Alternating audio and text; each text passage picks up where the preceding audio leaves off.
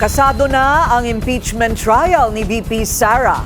Matapos ang gulo noong nakaraang linggo, isinusulong ngayon ang mas mahigpit na seguridad sa Senado.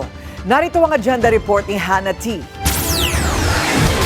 Ikakasa na ang impeachment trial ni VP Sara sa July 6. Napagkasunduan ng mga senador na pagkatapos tugunan ng bise ang writ of summons sa loob ng 10 calendar days. May 5 calendar days naman ang House Prosecution Panel para sumagot. Ayon kay Senator Erwin Tulfo, pagkatapos nito, sisimulan na ang pre-trial proceedings kasama ang pagmamarka ng mga ebidensya at iba pang mga dokumentong gagamitin sa impeachment trial. Ang trial ay magsisimula bago pa man ang ikalimang sona ng Pangulo sa Hulyo. Sa ilalim ng proposed schedule, magkakaroon muna ng regular session ng Senado tuwing Lunes mula 10 a.m. hanggang 1 p.m. bago mag-umpisa ang impeachment trial ng 2 p.m. hanggang gabi. Tuwing Martes at Miyerkules naman, nakatutok lang ang mga senador sa impeachment trial mula 3 p.m. hanggang hating gabi kung kakailanganin. Tuwing Huwebes, magkakaroon naman ng mga committee hearing at regular session habang ilalaan ang Biyernes para sa mga mosyon at iba pang legal na usapin kaugnay ng trial.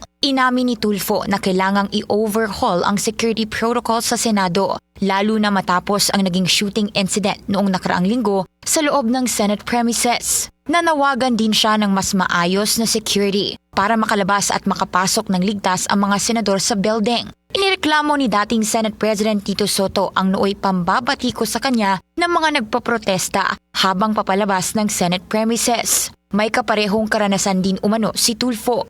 Paglabas ko, nakita ako, dahil pinabubuksan po yung bintana ko, nakita, pinagmumura po ako. Sabi pa, gumanon pa yung mga sa kabila po eh. Sabi ko, thank you. Lalo po nagalit, binuhusan po ng tubig yung sasakyan ko. Dapat mas palakasin daw ang crowd control at security deployment sa labas ng Senado, lalo't nalalapit na ang trial dahil inaasahan ang pagdating ng pro at anti-Duterte groups. Para sa agenda, Hannah T, Bilyonaryo News Channel. Manatiling nakatutok sa Bilyonaryo News Channel. Sumubaybay sa aming social media accounts at mag-subscribe sa aming YouTube channel para sa mga bago at eksklusibong balita.